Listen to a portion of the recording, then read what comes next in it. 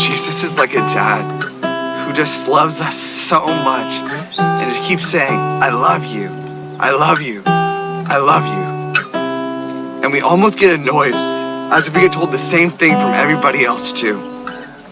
Okay, I get it, but there's gotta be something else, something more. But all Jesus says is, nothing else, nothing more.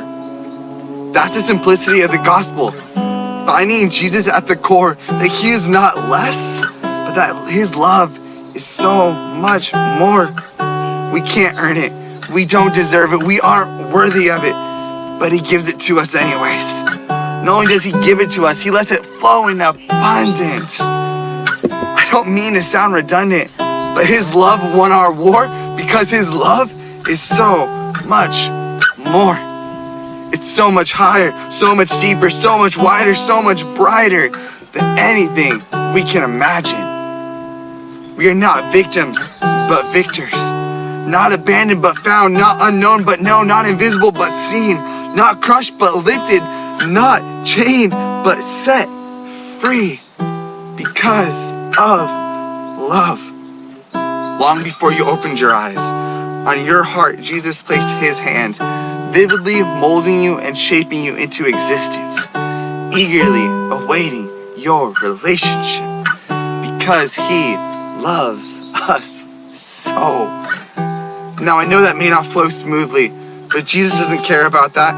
All these words and rhymes can vanish at the flip of a dime, because in the end, it's all meaningless. But your life, it's not meaningless. Nay, it is precious.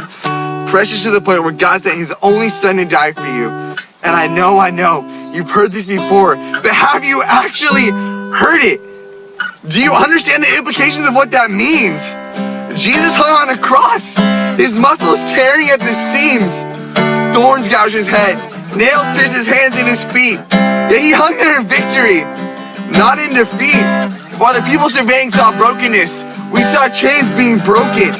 While people still see weakness, we see strength. A spear pierced his side, his heart bled out, yet still his sacrifice is the greatest sacrifice of all time. In my mind, there's not a shadow of a doubt, yet still we doubt. We doubt that we can be set free because we trap ourselves in this false sense of captivity. But do we really doubt? Or is that just an excuse to actually embrace the captivity we cling to? Do we yearn to be set free? Or does our heart eagerly desire the inner fire of self-indulgence? Our chains are no longer made of steel, but made of comfort and warmth, slowly wrapping around our frame, seeking out every niche and every crevice to the point where we can no longer breathe, no longer see, and no longer feel what it's like to be alive. But I know the chains for what they are. They are cold as ice, yet they burn at the touch. They are hard as steel, but do not feel as such. They are lies, whispers, echoing through our heads like a war cry, smashing and destroying everything that we once held dear, until our mind is a desolate battlefield, filled with corpses of what once was and what could be. But yet one warrior strides across the vast plains. Visages rise up to meet him, yet he casts them aside. Corpses raised from the dead, yet they wither at his touch. In his hand, he holds a flaming sword, and on his thigh it reads, Lord of Lords. With each step, the battlefield begins to shift. The scenery changes from a barren wasteland to a garden of paradise. With each step, dead things become new. With each step, he's showing that the victory has always been his too. And he finally reaches our blood-stained corpse. He picks us up and says, this is no longer your battle. Let me guide you on this course. And he makes your life shine again. He takes the chains and he doesn't just break them, he incinerates them. He takes those lies and he evaporates them. He takes our inner self-pleasure and turns it into the joy of the Lord. For whom the Son sets free is free indeed. No longer bound by guilt, by shame, by weakness, by depression, by lust, by fear. No. Chains don't hold you anymore. Grace holds you. Grace covers you.